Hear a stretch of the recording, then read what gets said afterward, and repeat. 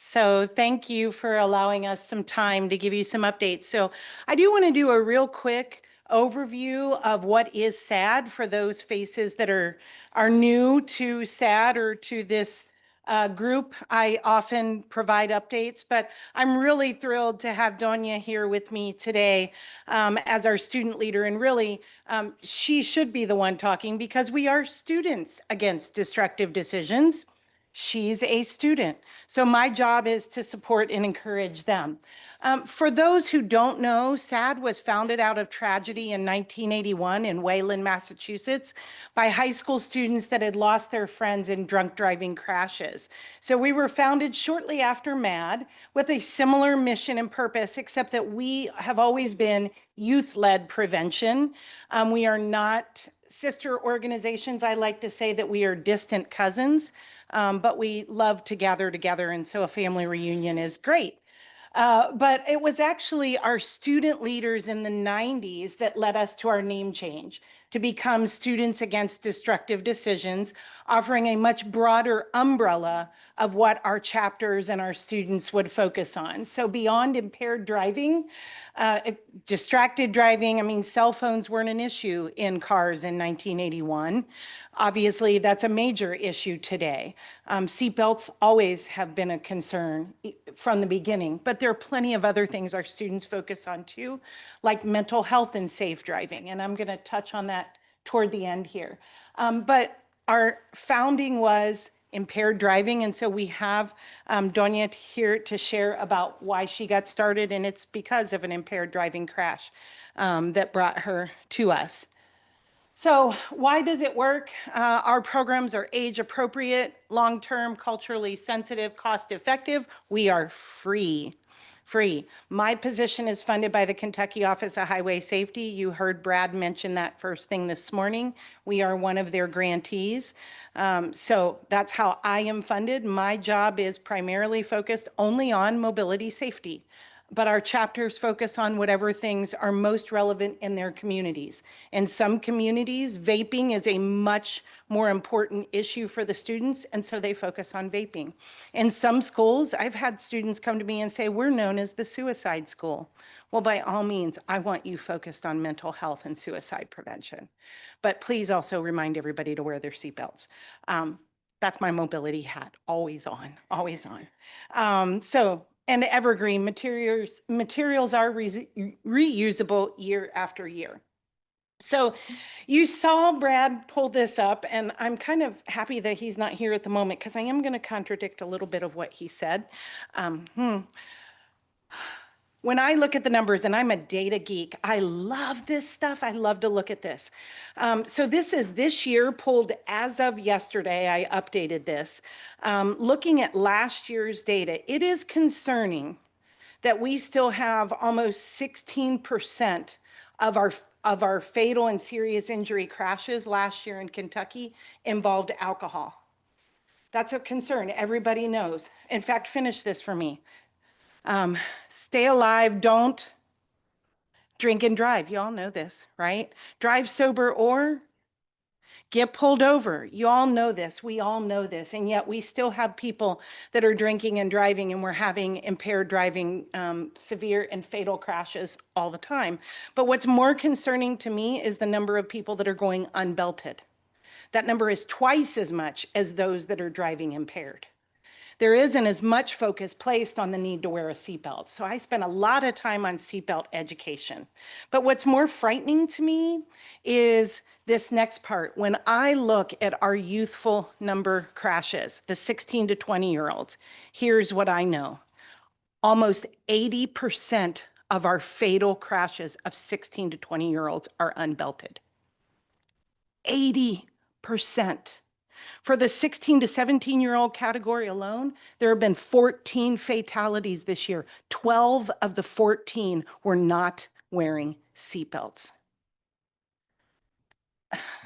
I don't even know how to address that, except to keep doing what we're doing in regard to education and outreach and support and doing activities.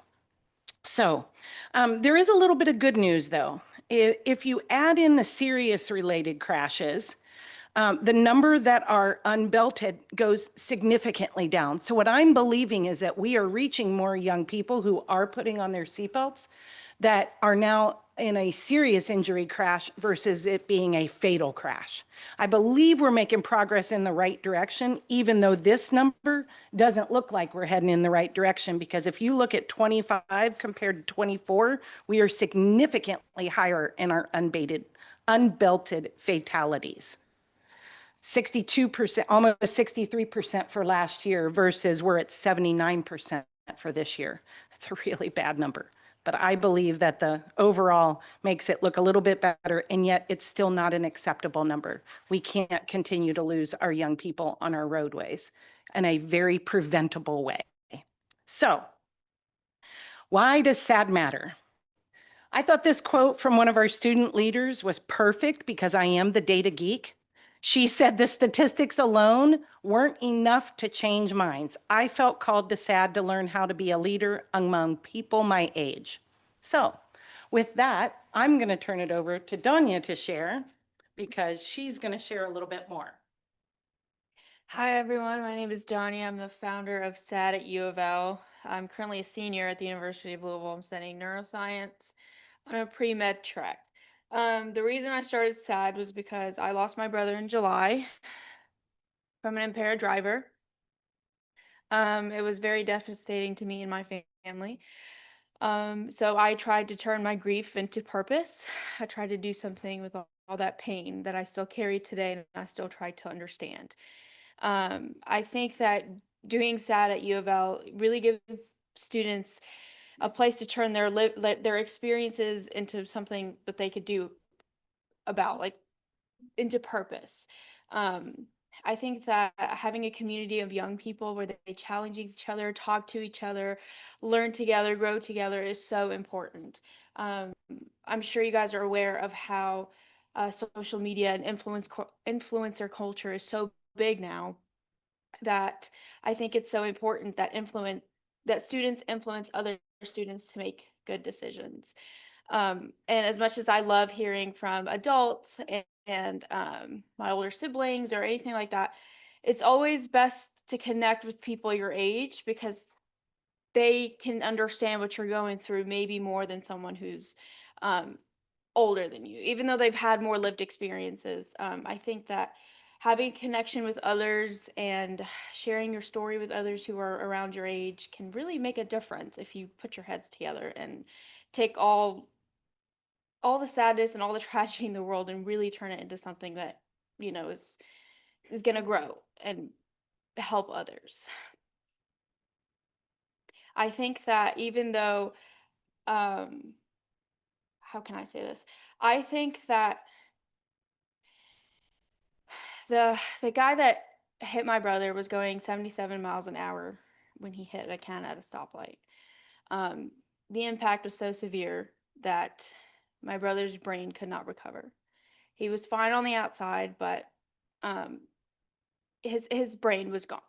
And I mention that because to this day I think about that man and think about what if he had SADD at his high school or SADD at his college, or if he went to school or whatever, would it have changed the decisions he made that took my brother's life?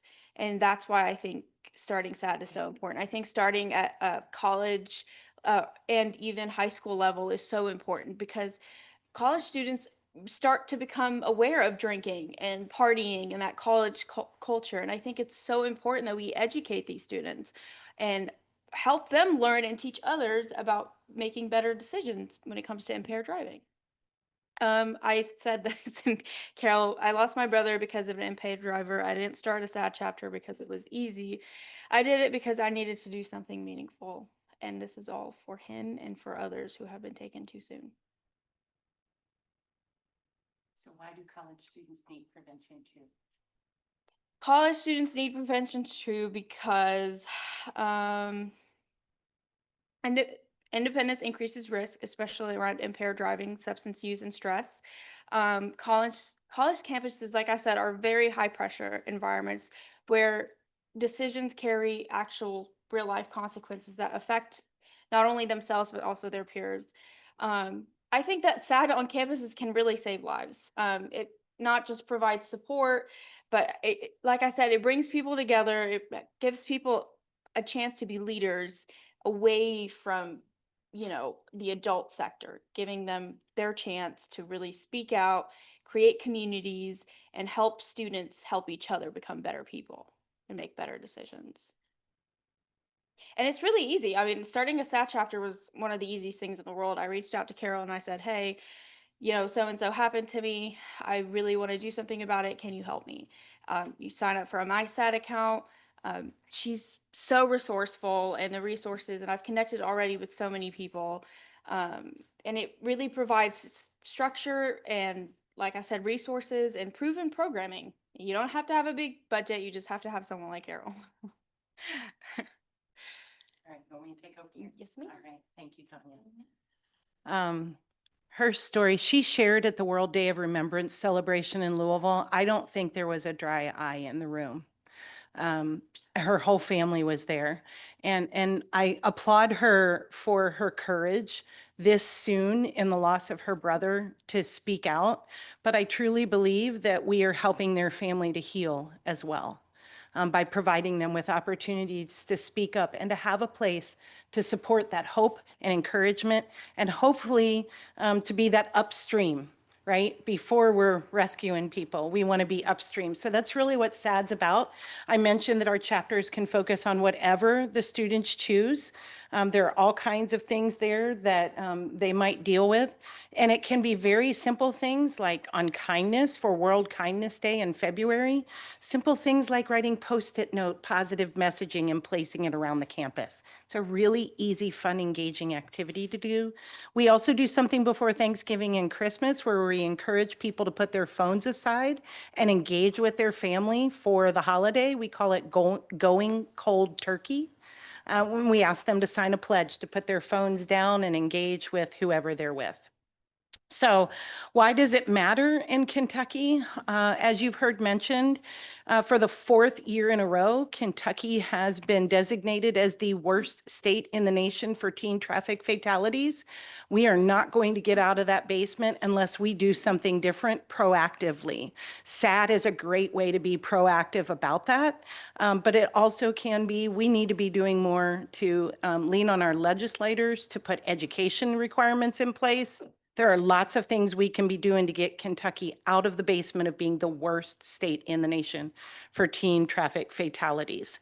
And Donya mentioned youth leadership is critical. If you have the opportunities like I do to be in front of some of these amazing young people, really truly helping her family and hearing her speak at World Day of Remembrance has been one of the highlights of my career so far, truly. She's inspirational. So she mentioned every chapter can save a life. This is her speaking at WDOR a couple of weeks ago.